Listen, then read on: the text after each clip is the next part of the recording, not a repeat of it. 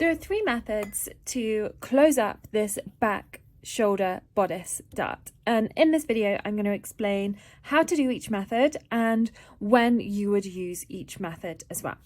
So the first method is to literally measure the width of your back dart. So you literally just take your ruler, measure from one side to the other side, and then take that off the edge of the shoulder here, and then draw in your new armhole line.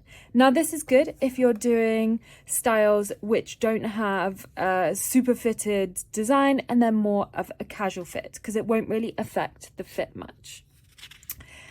The second method is to mark on where you'd have a yoke line or a style line, just taking your ruler, making sure it's at 90 degrees here. And then what you're going to do is mark the middle of your back shoulder dart. So for me, that's 5mm here. I'm doing it in half scale here. And so my middle point would be at 2.5mm. I would then mark that down from here down to here, so continue that line through the dart point here all the way down to here, and then join up the sides again, creating a longer dart like so. And then all you're going to do is literally close up the dart here by pivoting this piece and opening up here. Let me just take this third example out from underneath so you can really see that. So I've cut down one side of the dart here, and I've cut along this line here, and I'm going to just pivot this closed, which then means I'm opening up a new dart here, or opening up the dart here. And then what you're going to do is, when you are creating separate pattern pieces, so one for your yoke, one for the rest of your back bodice, then this dart is just going to be incorporated in this seam line, whether it's a style line or whether it's a line where the bottom of the yoke could be.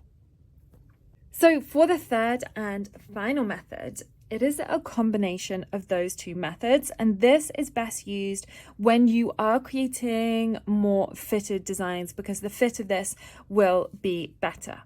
So what you're going to do first of all is again draw that line here where you would have the bottom of a yoke.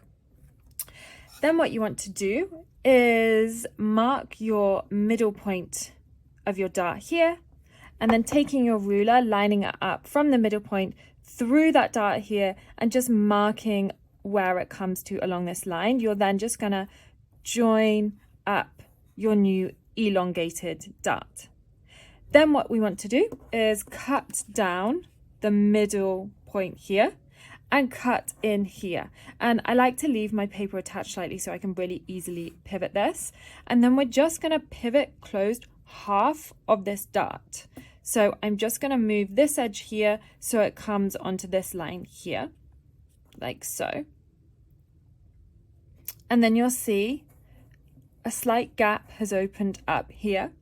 And what we're going to do to counteract that is just measure this amount we have left here and take that off this edge of the shoulder. So you're going to measure across here. So for me, that's 2.5 millimeters. And then I'm going to measure that off here. And then I'm just going to blend this back in here. So we're going to ignore this gap. We're just going to blend this new armhole line back in and just join this all up. So this would now become a straight line along here.